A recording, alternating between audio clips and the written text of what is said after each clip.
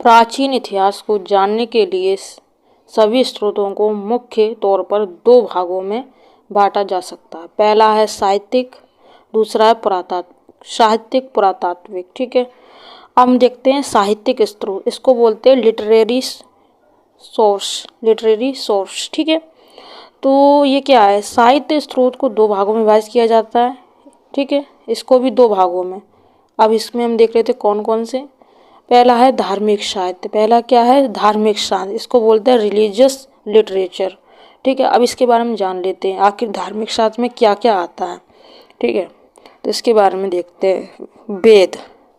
वेद आपने सुना है, इसका अर्थ होता है महत्व ज्ञान, अर्थात पवित्र एवं आध्यात्मिक ज्ञान। संपूर्ण वैदिक इतिहास की जानकारी के स्रोत वेद ही हैं। इनकी चार संख्या ऋग्वेद, सामवेद, यजुर्वेद और अथर्ववेद। कितनी है, चार है ये। ठीक है, ये लिख लेना आप। आगे देखते हैं वेदांग क्या बोलेंगे, इसको वेदांग बोलेंगे दोस्तों। इनसे वेदों के अर्थ को सरल ढंग से समझा जा सकता है। इनकी संख्या कितनी है, 6। कितनी संख्या है, 6। ठीक है, इसको लिख लेना 6। शिक्षा, कल्प, व्याकरण, निरुक्त, छंद तथा ज्योतिष। शिक्षा, कल्प, व्याकरण, निरुक्त, छंद और ज्योतिष। तो कितने हो गए, 6 हो गए दोस्तों। ठीक है, किसकी संख्या, वेदांग की संख्या। अब देखते हैं ब्राह्मण ग्रंथ। वेदों की गद्य रूप में की गई सरल व्याख्या को ब्राह्मण ग्रंथ कहते हैं। क्या कहते हैं, ब्राह्मण ग्रंथ कहते हैं। आगे हम लोग देखते हैं आरण्य क्या है, इसकी रचना जंगलों में की गई। इसे ब्राह्मण ग्रंथ का अंतिम हिस्सा माना जाता है, जिसमें ज्ञान एवं चिंतन की प्रधानता है। ठीक है, अब देखते हैं हम उपनिषद। ब्रह्म विद्या प्राप्त करने के लिए गुरु के समीप बैठना, इन्हें वेदांत भी कहा जाता है। ब्रह्म विद्या प्राप्त करने के लिए गुरु के समीप बैठना ही को मैंने वेदांत कहा जाता है। ठीक है, उपनिषद को वेदांत, इस तरीके से। ठीक है, आगे देखते हैं इनकी संख्या कितनी होती है, उपनिषद की 108 होती है, इसे याद रखना। ठीक है, भारत का राष्ट्रीय आदर्श वाक्य सत्यमेव जयते मुड़कोपनिषद से लिया गया है। इस उपनिषद में ये यज्ञ की तुलना टूटी नाव से की गई है। श्री कृष्ण का सर्वप्रथम उल्लेख छायोदोपनिषद में हुआ है। श्री कृष्ण का जो सर्वप्रथम उल्लेख है वो छांदोग्य उपनिषद में हुआ है। ठीक है, छांदोग्य, तो इसको याद रख लेना, छांदोग्य उपनिषद, इसको लिख लेना। देखते हैं उपनिषदों से तत्कालीन भारत की राजनीतिक, सामाजिक, धार्मिक स्थिति की जानकारी मिलती है।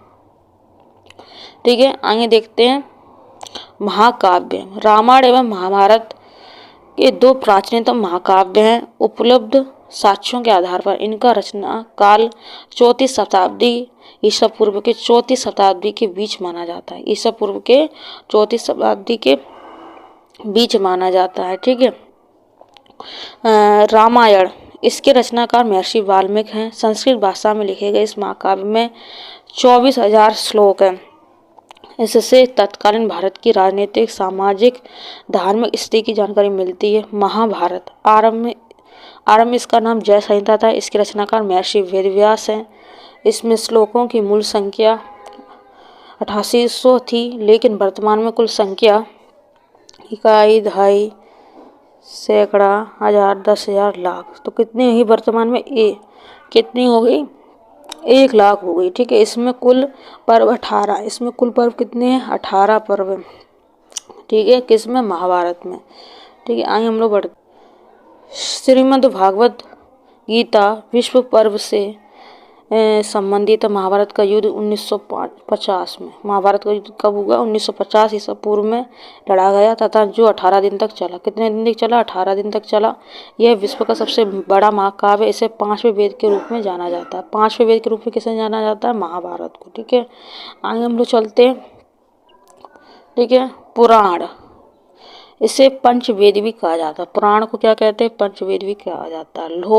लोमहर्ष तथा उनके पुत्र उग्रश्रवा पुराणों के संकलनकर्ता माने जाते हैं। पुराणों के संकलनकर्ता माने जाते हैं। इनकी संख्या 18। इनमें मुख्य रूप से प्राचीन शासकों की वंशावली का विवरण है। ठीक है। पुराणों में सर्वाधिक प्राचीन एवं प्रामाणिक मत्स्य पुराण है। ये सातवाहन वंश से संबंधित है। ठीक है। पुराणों में सबसे ज्यादा जो प्राचीन मत्स्य पुराण है, जो कि सातवाहन वंश से संबंधित है।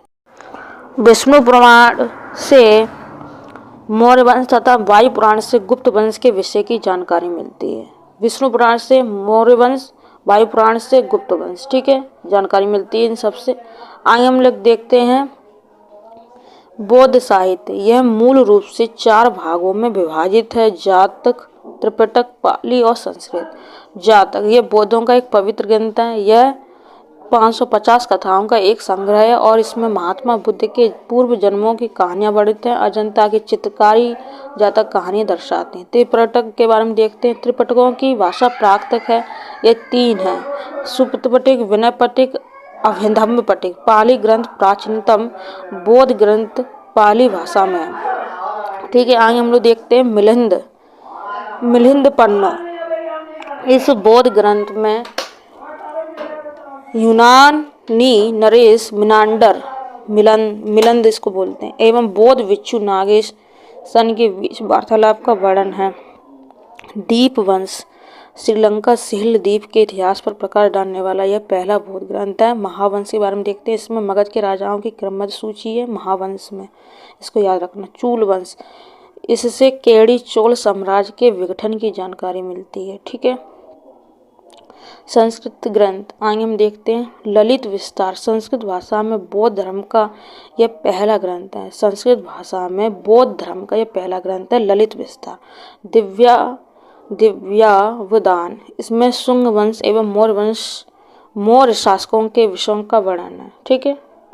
संस्कृत ग्रंथ में जैन साहित्य, यह प्राकृत एवं संस्कृत भाषा में इन्हें आगम कहा जाता है।